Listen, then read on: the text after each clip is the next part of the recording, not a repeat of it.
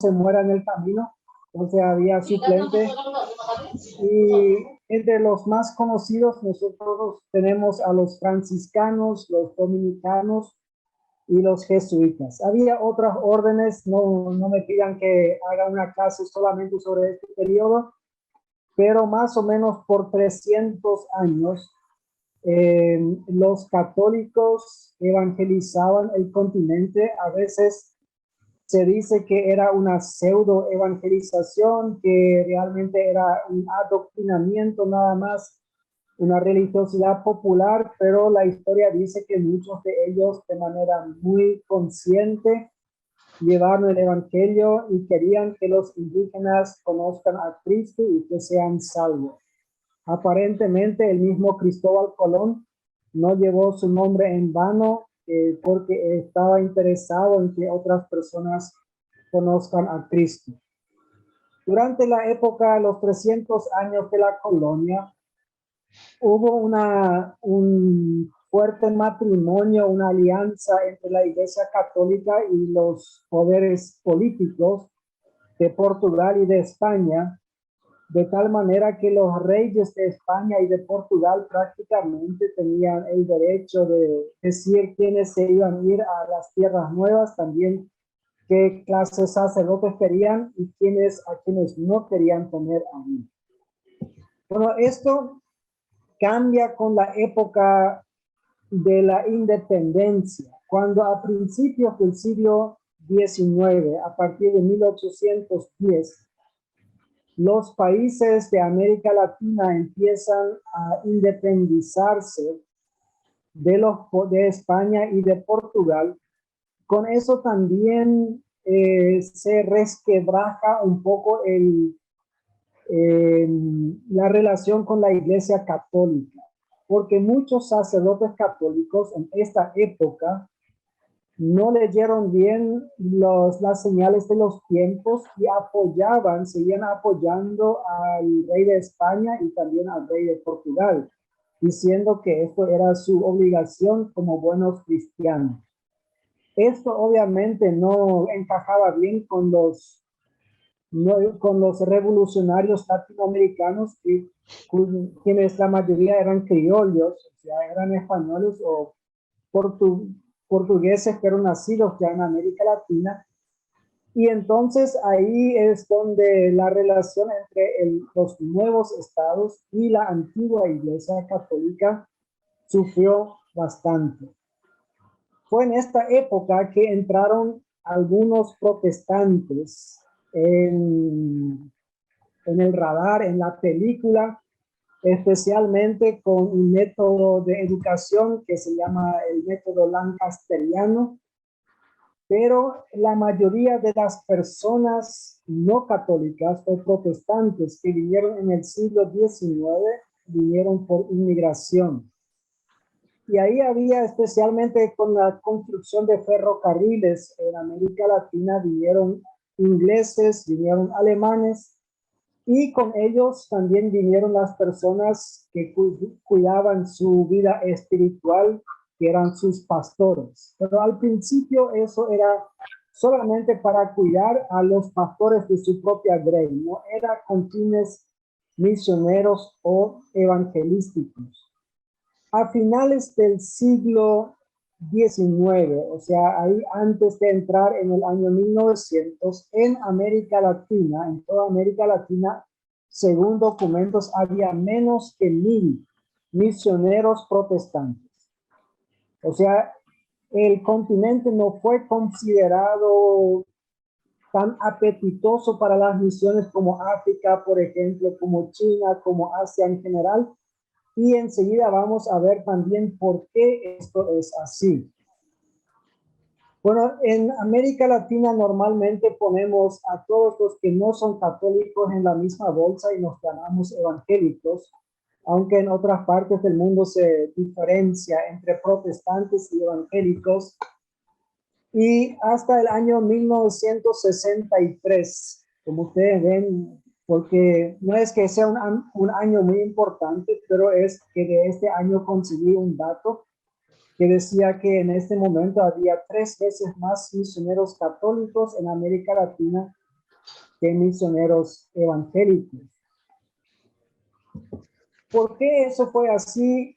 Eso tiene que ver con la visión que la gente tenía sobre el continente latinoamericano. En 1910, en la ciudad escocesa de Edimburgo, se realiza el primer Congreso Misionero Internacional de iglesias mayormente protestantes y obviamente también ya evangélicas. Recordemos que en este momento ya existían muchas denominaciones evangélicas, los metodistas, los menonitas, los bautistas, incluso los pentecostales habían empezado 4 años antes su movimiento. Pero en Edimburgo, desde mi punto de vista, se cometió un error garrafal misionológico, porque ahí se declaró a América Latina un continente ya evangelizado. O sea, por el alto número de personas que declaraban ser católicas en este continente, que superaba el 90%, se decía que no hace falta enviar misioneros a América Latina porque América Latina es un continente cristiano, así como tampoco hace falta enviar misioneros a Europa o a Norteamérica. Entonces se decidió concentrar la fuerza misionera en continentes como África y Asia. Pero 6 años después se realizó un congreso en Panamá porque varias personas, especialmente de América Latina, no estuvieron conformes con lo que se decidió en Edimburgo. Y ahí en 1916 en Panamá se corrigió esta perspectiva equivocada desde nuestro punto de vista. Decían, aunque mucha gente se llama cristiana en América Latina, muy pocos conocen y siguen, y mucho menos siguen a Jesucristo como su Señor y Salvador. Y por eso en 1916 se declaraba oficialmente América Latina como campo misionero y se invitaba a las denominaciones protestantes y evangélicas, tanto de Europa como de Norteamérica, a que envíen misioneros a América Latina, cosa que también sucedió a partir de ahí. En 1928 hubo un congreso en Jerusalén, que simplemente lo pongo para que se den cuenta que hace casi 100 años ya hubo, cuando Israel no existía como país, pero Jerusalén existió como ciudad. Hubo un fuerte movimiento, no quiero decir apocalíptico, pero de que en algún momento los cristianos todos vamos a encontrarnos en Jerusalén, y por eso se celebró un congreso misionero en Jerusalén. En 1938, para aquellos que conocen bien la historia mundial, saben que eso estaba el año antes de que empiece la Segunda Guerra Mundial. Hubo mucha tensión ya en este encuentro. Fue otro congreso misionero internacional, y ahí lo que más preocupaba era el neopaganismo alemán. En Alemania Hitler ya estaba en el poder por 5 años, y él había resucitado, la gente que estaba con él, una cantidad de ritos, bueno, de los antepasados germanos, y tratando de mezclar esto con el cristianismo. Bueno, ahí nosotros saltamos 10 años, termina la Segunda Guerra Mundial. En 1948 sucede una cantidad de cosas muy importantes en el mundo. Entre ellas, justo se creó el Estado de Israel, se crean las Naciones Unidas, y en la Asamblea de Ámsterdam en 1948 también se fundó el Concilio Mundial de Iglesias, que en este momento tenía como fin evangelizar el mundo, esparcir el evangelio a todo el mundo. Increíblemente, esto en los próximos 30 años cambió bastante el Concilio Mundial de Iglesias, su enfoque. En este congreso, como ustedes ven, había 351 delegados de 44 naciones y 147 denominaciones. Estamos dejando a lado algunos congresos que no tienen que ver directamente con nosotros. En 1963 hubo un congreso misionero internacional en México. En 1966 ya entra en la escena, en este caso, Billy Graham, con su gran organización, la Asociación Evangelística de Billy Graham, y convoca en la ciudad de Berlín, que en este momento era una ciudad dividida por un muro entre el mundo capitalista, supuestamente cristiano, y el mundo comunista, supuestamente ateo. Entonces, con mucha intencionalidad se escogió esta ciudad para celebrar el primer Congreso Mundial de Evangelismo, donde evangelistas de todo el mundo llegaron a congregarse.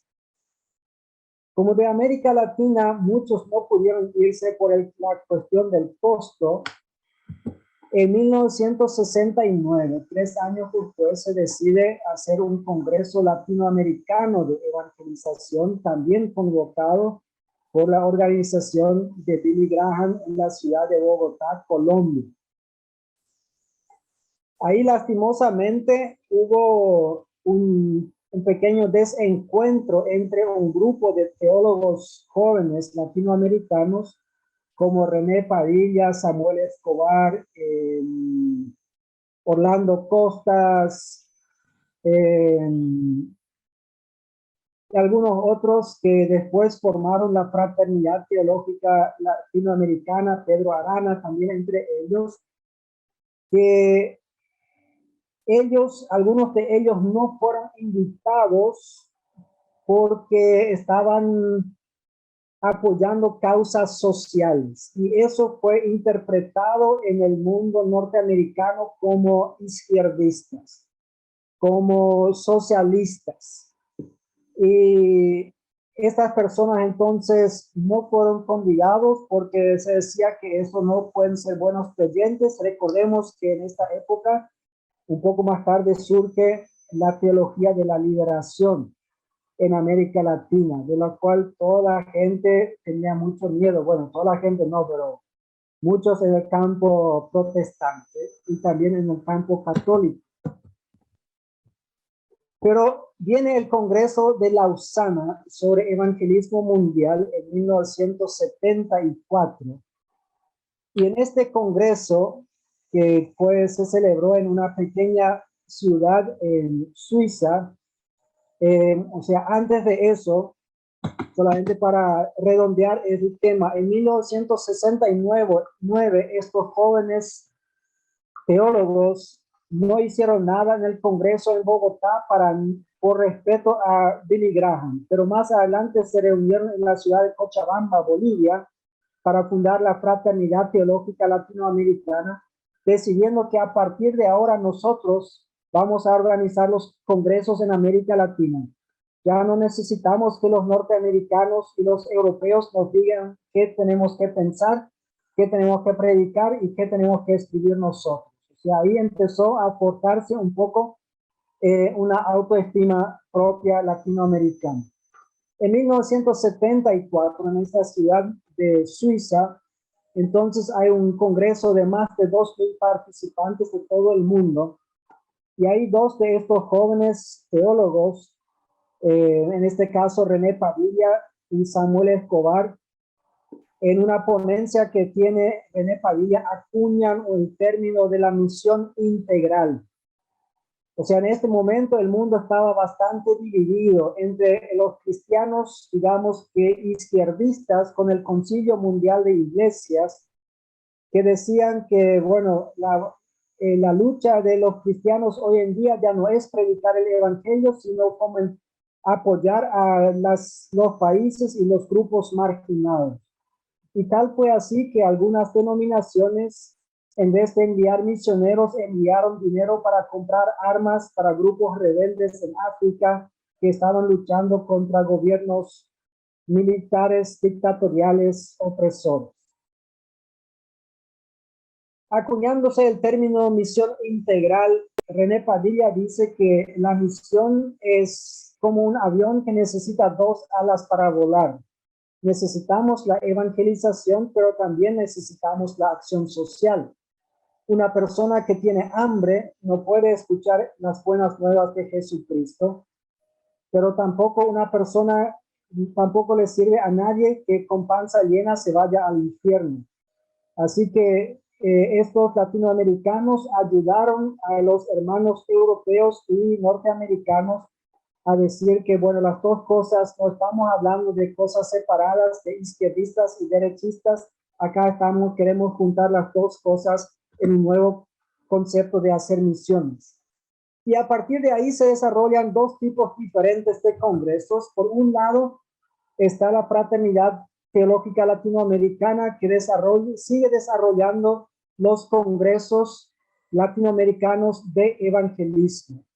Y en el segundo congreso, recuerden que el primero fue en el 69, el segundo se hace 10 años después, en el 79 en Pampaní, Perú. Y ahí el lema es que América Latina escuche la voz de Dios. O sea, yo estoy poniendo ahí los lemas para que nos demos cuenta cómo van cambiando su enfoque estos congresos de la Fraternidad Teológica Latinoamericana. Al mismo tiempo, bueno, no al mismo tiempo, 4 años después, en 1983, hay otra conferencia internacional para evangelistas itinerantes que se organiza en Ámsterdam. Parece que a Billy Graham le gustó la ciudad de Ámsterdam y varias veces se reunió ahí. Lo mismo en el 86, un grupo muy grande, creo que eran como 4.500 personas de todo el mundo que se fue a esto.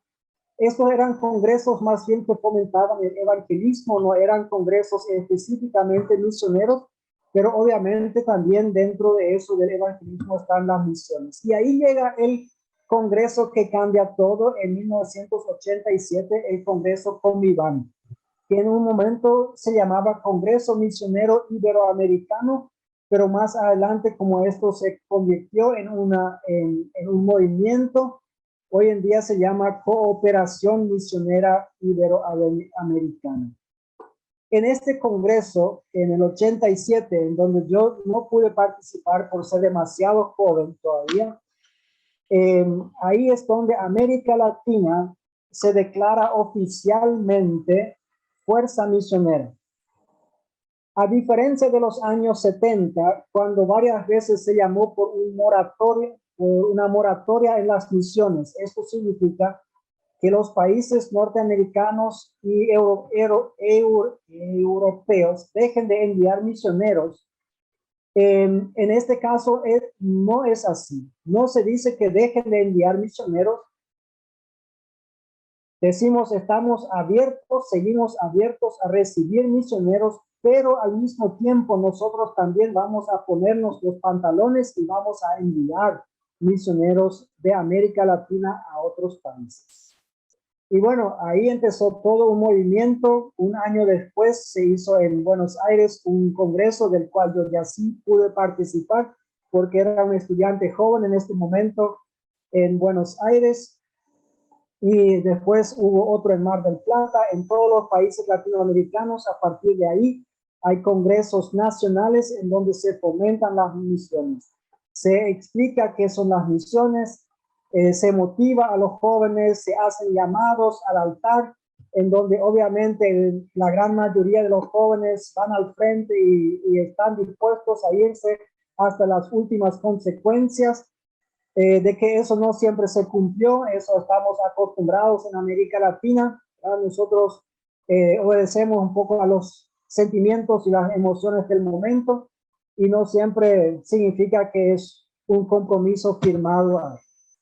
En el 89 hay otro congreso de Lausana. 15 años después de aquel congreso en Suiza, se hace un congreso en Manila, en donde se vuelve a ratificar este gran interés misionero que existe.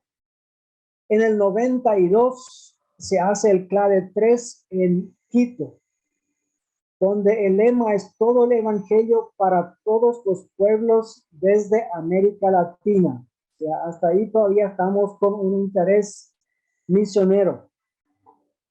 eh, más o menos paralelo a lo que era el movimiento misionero en América Latina. Lo interesante es que en los congresos organizados por la Fraternidad Teológica Latinoamericana, ahí estaban los teólogos latinoamericanos. Y en los congresos de misiones que tenemos a la derecha en la pantalla, ahí estaban los practicantes, como ellos se llamaban. Gente que no necesariamente tenía muchos estudios universitarios, no tenían en su mayoría doctorados en teología, pero tenían experiencia misionera y eran muy motivadores. Y ahí se hace Comiván en el 97 en Acapulco, en México. Bueno, para aquellos que dicen por qué tenía que ser una ciudad andina, bueno, a veces también los misioneros quieren estar en Acapulco, como hoy en día probablemente sería Cancún o... En el 2000 se hace el Clave 4 en Quito, donde el lema es el testimonio evangélico hacia el tercer milenio, palabra, espíritu y misión. Como ustedes se dan cuenta, ahí la misión ya ocupa solamente una parte de lo que era el tema del Congreso. Lo importante era que a partir de este momento se incluían las iglesias y las denominaciones pentecostales en el movimiento de la Fraternidad Teológica Latinoamericana. En 2004 se hace en Lausana, se hace otro congreso en Lausana, pero esta vez en Pattaya, Tailandia, en donde pude participar como invitado de este movimiento que se llamaba PAM en este momento. Bueno, sigue llamándose así, que en inglés es Business as Mission, significa el negocio como misión o la empresa como misión, que era un movimiento nuevo que se estaba formando diciendo que los cristianos vamos a irnos a países de difícil acceso donde los misioneros tradicionales no pueden irse, y ahí nosotros vamos a abrir una empresa porque todos los países quieren tener inversores, y en estas empresas la gente que va a trabajar con nosotros, a ellos les vamos a compartir el evangelio, a nuestros proveedores también y también a nuestros clientes. En el 2006 se celebra Comiván en España. En el 2010, 100 años después, se hace nuevamente Edimburgo y también se hace en Ciudad del Cabo, en Sudáfrica, otro congreso de Lausana. En 2012 se cumple el Clave 5 en San José, Costa Rica, donde el lema es: sigamos a Jesús en su reino de vida. Guíanos, Santo Espíritu. Ustedes observan que ahí ya desapareció el término misión del lema, ya no aparece más. El énfasis ahí era de que en América Latina necesitamos empatizar más un cristianismo verdadero, un compromiso en el seguimiento de Jesús, porque como dice, hay muchos llamados, pero pocos los que realmente siguen. Bueno, y en 2017 se celebra Comiván 4 en Bogotá. Bueno, todo eso nos lleva a que latinos hoy en día están yendo a la misión en números crecientes. Y hay algunas ventajas que tenemos los latinos en el campo misionero. Y obviamente si ustedes se inscriben en la materia misionología en el IDA van a tener mucho más de eso, pero hoy tenemos solamente un breve panorama. Los misioneros latinoamericanos tienen algunas ventajas comparados con misioneros de otros continentes, en que tienen una gran adaptabilidad a las circunstancias. Eso es muy similar con lo que va a ser la distancia cultural, pero vamos a separar un poco estos dos términos. La adaptabilidad surge de que nosotros estamos acostumbrados a vivir en circunstancias diferentes.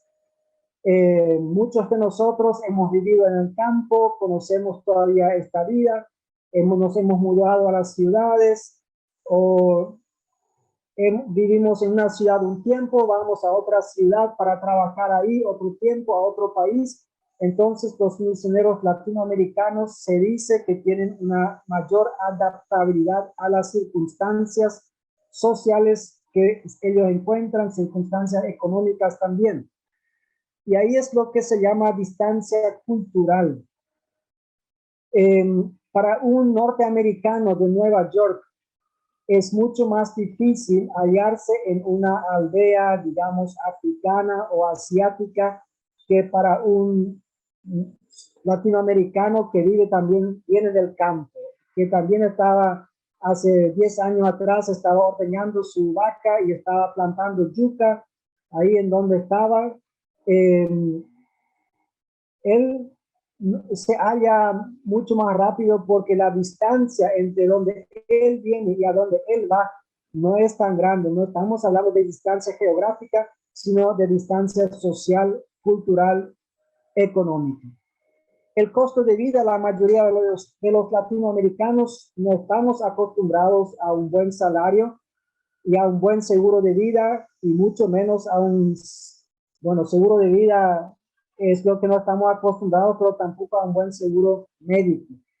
Entonces, el costo de vida para mantener a un misionero latinoamericano en el campo es significativamente menor que con los misioneros europeos y norteamericanos. Y lo otro es que los prejuicios contra los latinoamericanos de parte de otros pueblos no son tanto como, por ejemplo, en contra de los norteamericanos y los europeos. Hace 20 años atrás, un pasaporte norteamericano o estadounidense te abría las puertas en todos lados. Hoy en día tenés ventajas si sos de Guatemala o de Paraguay cuando vas a estos países porque la gente sabe que no vienes para, como ellos dicen, para colonizarles a ellos, porque ¿quién de parte de Paraguay o de parte de Guatemala o de uno de esos pequeños países va a ir para estas cosas? Bueno, también hay desventajas que los recursos económicos en las iglesias hispanas, en las iglesias latinoamericanas generalmente son bastante más limitados y nosotros no tenemos tanta disciplina en el apoyo económico. Prometemos en el momento en que enviamos al misionero, de repente también llenamos una fichita, hacemos una promesa de fe, pero pocas personas cumplen eso después de un año. Mientras que en otras culturas la gente cuando dice sí para un año y para 5 años y para 10 años. Hay misioneros que por 30 años tienen a los mismos apoyadores, o sea, las personas que les apoyan económicamente, donantes que lo tienen hoy en día todavía. Y en el caso de los misioneros latinoamericanos, muchos de ellos regresan por falta de fondos porque su iglesia no cumple con las promesas que le hizo. Lo otro es que tenemos mayor apego a la familia. Una familia muy importante para nosotros los latinoamericanos, hasta algunos futbolistas, bueno, muchos futbolistas no cumplen su sueño europeo, no porque les faltan condiciones futbolísticas, sino porque demasiado extrañan a la familia. Les duele el corazón, Día de la Madre y todo eso, y al final deciden que no vale la pena ganar millones de dólares si están lejos de la familia. Y lo otro es que mientras en Europa y en Norteamérica los misioneros normalmente necesitaban una maestría para ir al campo misionero, para nosotros, ¿para qué vamos a estudiar tanto? ¿Sí? Hay un año de preparación o 6 semanas, ya nos lanzamos, porque estamos acostumbrados que en el camino vamos a encontrar solución para nuestros problemas. Así que somos muy buenos en la improvisación, esto nos viene muy bien en el fútbol, pero a veces en la misión puede ser una desventaja. Después, una de las preguntas que me hicieron es cómo se paga esto. Bueno, hay varios modelos y eso me da solamente 3 minutos para que ustedes pues, puedan lanzar sus preguntas. El modelo tradicional es el misionero full time, que normalmente, o sea, esos son los misioneros que conocemos en nuestros países, que vienen y que tienen una camioneta 4x4, tienen una casa grande con piscina, porque el dólar que reciben o los euros que reciben acá realmente tienen otro impacto que en sus propios países. Hoy en día se considera el promedio de de enviar un misionero, una familia misionera a otro país que cuesta $30,000 anuales. Aunque ayer leí una fuente que decía que eso ya aumentó a $59,000. Pero eso asusta a cualquier iglesia latinoamericana porque casi nadie de nosotros tiene este dinero. Entonces ahí se optó por el misionero part-time, el misionero que va para enseñar, para trabajar en algo. Y muchos dicen que Pablo era uno de ellos, que trabajaba haciendo tiendas hasta el momento que tenía suficiente para poder sostenerse y después se dedicaba a la predicación del evangelio. Por un tiempo se promovía mucho lo del misionero disfrazado, o sea, especialmente en los países de acceso difícil, ahí se le decía, bueno, necesitas entrar como profesor de inglés, como profesor de español, como cualquier otra cosa, si después trabajas en esto o no, eso ya es irrelevante. El fin justifica los medios, entonces con tal de que entres y a partir de ahí entonces puedes ser misionero en este país. Bueno, hoy en día la mayoría desaconseja este método. Después vino el modelo Business as Mission que yo ya expliqué, ¿verdad? En que gente vaya a otro país para fundar una empresa. Lastimosamente, esto requiere de bastante capital para hacerlo. Es un buen método. Desde el año 2016 en Paraguay estamos celebrando cada año un congreso que se llama Discípulo a las Naciones. En este año va a ser dentro de 3, 4 semanas, en febrero nuevamente. Ahí el concepto es de que los cristianos vayan con la profesión que tienen en su país de origen. Si una persona es electricista en Paraguay, también puede ser electricista en Turquía. La electricidad pica aquí y pica allá, la misma cosa. Si alguien es técnico de computación en Colombia, también puede ser técnico de computación en Kazajstán, porque la computadora es la misma allá de lo que es acá. Uno de los propulsores de esta idea que vino al primer congreso en Paraguay fue el pastor colombiano Víctor Ibagón, que lastimosamente el año pasado se fue a la presencia del Señor. Bueno, lastimosamente para nosotros, para él está bien, pero él tenía este concepto incluso de enviar estudiantes universitarios a países musulmanes, porque muchos de estos países ofrecen becas porque quieren mejorar su perfil internacional, eh, sí, la idea que la gente tiene de estos países, también los países excomunistas, y ahí entonces uno puede enviar a los estudiantes de la iglesia que van, estudian gratis, tienen que aprender el idioma de este país, pero mientras como a veces yo lo digo, el concepto es que los paganos mismos paguen su evangelización. Eh, yo creo que Pablo no estaba en contra porque él dijo, si nosotros compartimos los bienes espirituales con ustedes, es justo que ustedes compartan los bienes materiales con nosotros. Así que hoy en día hay muchos discípulos a las naciones que están con su profesión de peluquero, de mecánico, de entrenador de fútbol, trabajando en otros países, ganando su dinero ahí en estos países de su profesión y de esta manera no son una carga económica para sus iglesias en sus países de origen. Bueno, se me acabó el tiempo, ya robé un minuto más, entonces voy a dejar de hablar ahora y doy lugar para las preguntas. Muy bien, muchas gracias, profesor Martín, por la ponencia.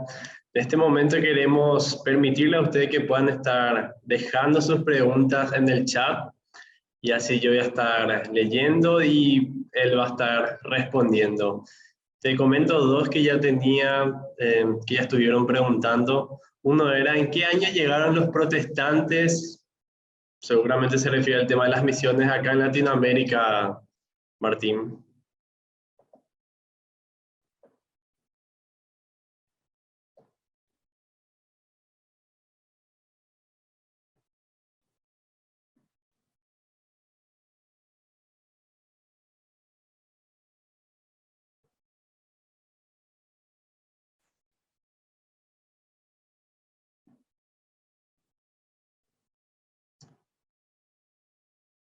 Ok.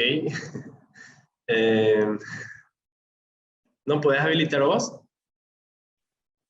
Ahí está. A mí me dice que vos no me permitiste abrir más, pero bueno, son cosas que suceden. Ok. 1800 1808 es oficialmente la entrada del primer misionero protestante en Argentina. Hubo otras personas, otros protestantes que vinieron antes, pero que no fue con el fin específico de evangelizar en nuestros países. Ok. Finales del siglo XIX, entonces. Hay una No, pregunta que... principio del siglo XIX, 1808. Cierto, escuché mal. Hay otra pregunta que hicieron en las redes. Dice, ¿cuál es la diferencia entre ser llamado a las misiones y ser un misionero? Y bueno, ¿cuánto tiempo? Yo creo que todos los creyentes somos llamados de una u otra manera para participar en la misión de Dios. O sea, no hay vuelta que dar. Pero yo creo que esta pregunta se refiere a un llamado específico a un país o a una zona, a un grupo humano. Eh, Analizando el tema del llamado en el Nuevo Testamento, yo encuentro que hay relativamente poco. Hay un llamado de Jesús a sus discípulos para que estén con él. En Hechos 16 tenemos un llamado que recibió el apóstol Pablo una noche, un sueño que era del varón macedonio, pero aparte de esto siempre encontramos la palabra enviado. Incluso la palabra apóstol significa enviado. O sea, aquellas personas que están cerca de Jesús después son enviadas por Jesús a distintos lugares. Por eso Pablo puede decir en 4 de sus cartas de que él fue llamado a ser apóstol, o sea, él fue llamado a ser enviado. Eh, Tengo toda una clase que desarrollamos sobre la diferencia entre el envío y entre el llamado, pero no la vamos a dar ahora. Misionero, según el término que usamos nosotros, es cualquier persona que cruza por lo menos una de las barreras que se establecen. Puede ser una barrera geográfica, una barrera de idioma o una barrera cultural. Y entre los misioneros se distinguen entre los misioneros A1, A2 y A3. Depende cuántas barreras tienen que cruzar. Entonces, en mi caso, que yo trabajé y ayudé a plantar una iglesia en Argentina, soy misionero A1, porque crucé solamente una barrera geográfica. Pero lo mismo si alguien en Paraguay va a un grupo indígena, por ejemplo, también es misionero A1, porque aunque no cruza una barrera geográfica, sí cruza una barrera cultural o una barrera lingüística. Entonces, hasta puede ser hasta el A2. Bueno, algunos usan el M, la palabra M, porque es misionero, ¿verdad? M1, M2, M3. No sé cuántas barreras puede existir en el mundo. Así que oficialmente misionero, a diferencia de evangelista, es aquel que cruza por lo menos una barrera. Ok. Una pregunta interesante. ¿Cuáles son aquellos países donde hay posibilidad de conseguir becas justamente para ir como misionero en esos lugares que mencionó de ejemplo? Bueno, en los países que me dijo el pastor Ibagón son Kirguistán, Kazajstán, casi todos los que terminan con Stan ahí, que son los países musulmanes de la ex Unión Soviética, eh, que están ahí en alrededores, pero nosotros en Paraguay también descubrimos que muchos países europeos ofrecen becas que la gente no aprovecha simplemente por estar en desconocimiento de ellos. Cuando para un proyecto que tuvimos fuimos a la embajada inglesa en Paraguay ellos nos dijeron que de 30 becas que habían ofrecido el año pasado, solamente 3 se usaron. Y se parece, aparentemente los jóvenes no quieren estudiar en Inglaterra. Así que vayan a todas las embajadas que están en sus países y pregunten ahí. Normalmente todos los países tienen un programa de becas para estudiantes internacionales. Ok. Otra pregunta que me dejaron al privado. ¿Cuál crees que es la razón del por qué hay más mujeres latinas que salen al campo? O tal vez una pregunta antes sería, ¿hay más mujeres latinas que están yendo al campo? No solamente latinas, siempre hubo más mujeres en el campo misionero que hombres, siempre. Eso fue con los Estados Unidos, eso fue con los europeos. No sé si las mujeres son más devotas que los hombres, pero yo creo que es una razón, los hombres todos queremos avanzar económicamente en la vida, profesionalmente, y parece que a las mujeres no les cuesta tanto sacrificar estas ambiciones personales para estar en el campo misionero. Pero acá hay varias mujeres misioneras. Yo veo acá a la misionera Esther Neufeld de Ecuador. No sé si ella le puede contestar o alguna otra mujer. Esta es mi propia observación, ¿no? Pero yo sé que estadísticamente siempre hubo más de 60% de la fuerza misionera, siempre fueron mujeres de todos los países. Ok, qué interesante eso. Y para ir cerrando, una última pregunta que voy a estar leyendo, obviamente no vamos a poder leer todas y si se quedan con las ganas es justamente para que luego puedan participar en las clases que da el profesor Martín. Enseña misionología y comunicación transcultural o intercultural. Intercultural, digo yo. Intercultural. Bueno, ¿qué hacer si uno va al campo misionero siendo latino y debido a la falta de apoyo constante queda desamparado? ¿Hasta cuándo uno debe quedarse en el país extranjero sin apoyo de la iglesia? Esta es una situación sumamente desagradable para el misionero y lastimosamente muchos misioneros han vivido esto. Algunos nunca se recuperan después de esto, hasta renegando de su fe, a veces porque se sintieron abandonados por Dios en estos países.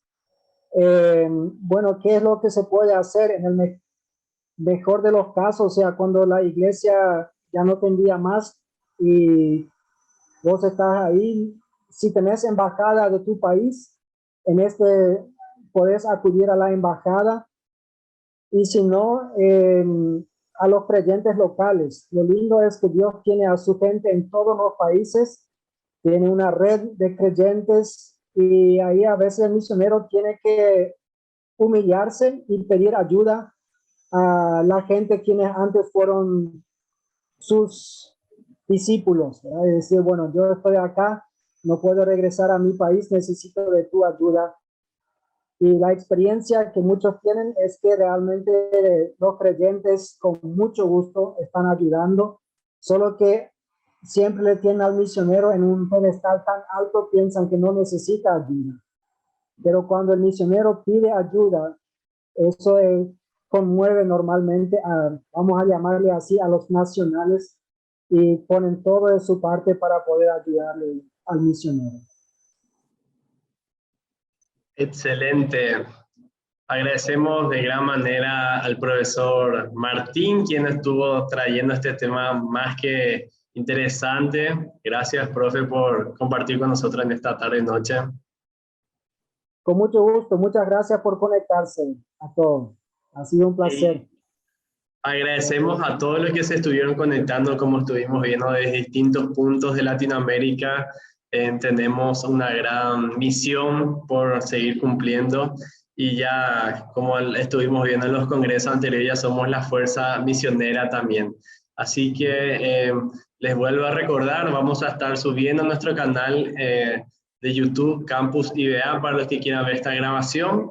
también el próximo mes vamos a estar teniendo nuestro último masterclass que va a estar relacionado a la consejería pastoral, así que también van a estar viendo por medio de la revista La Fuente la invitación a este evento. Así que nos vamos despidiendo, damos muchas gracias a Dios por su participación y que Él les siga bendiciendo en el trabajo que estamos realizando. Así que nos vemos.